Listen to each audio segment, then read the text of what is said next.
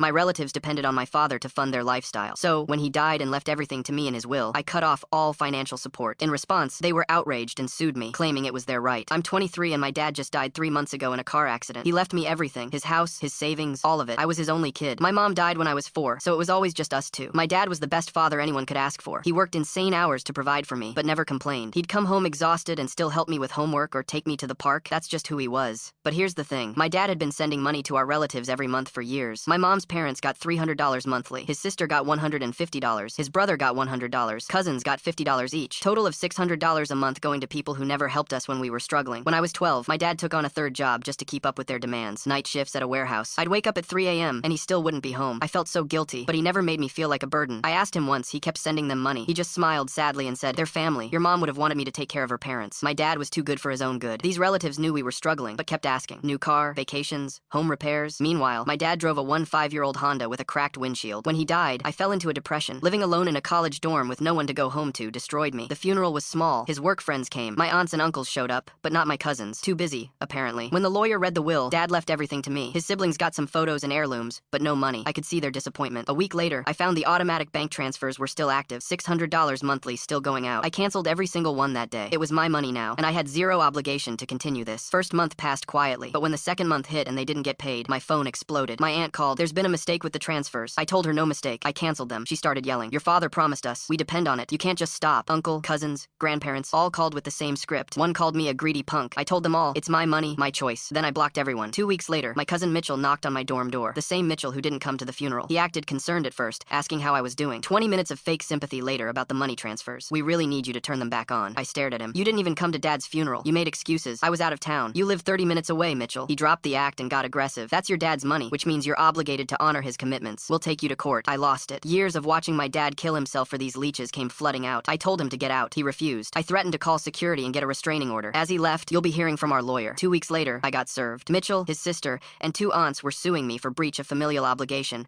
demanding I continue payments plus back pay. I was furious, but also terrified. I'm a broke student. How could I afford a lawyer? I found one who'd take my case. Miss Chen listened and actually laughed. "Easiest case I've had all year. We can countersue for harassment." I spent 2 weeks gathering evidence, bank statements, texts, emails, showing years of them bleeding my dad dry. Court day came. They looked way too confident. Their lawyer claimed Dad verbally promised indefinite support, and I was bound to honor it. Miss Chen destroyed them. No written contract, no legal obligation, just guilt from a man who could barely afford it. She showed Dad's statements, proving he worked multiple jobs while they lived comfortably. The judge didn't hesitate, dismissed their case immediately, and said they should be ashamed for exploiting a grieving son. Then Miss Chen countersued right there. Harassment, emotional distress, frivolous litigation. Judge awarded me $8,000 in fees and damages. They walked out in complete silence. Haven't heard from them since.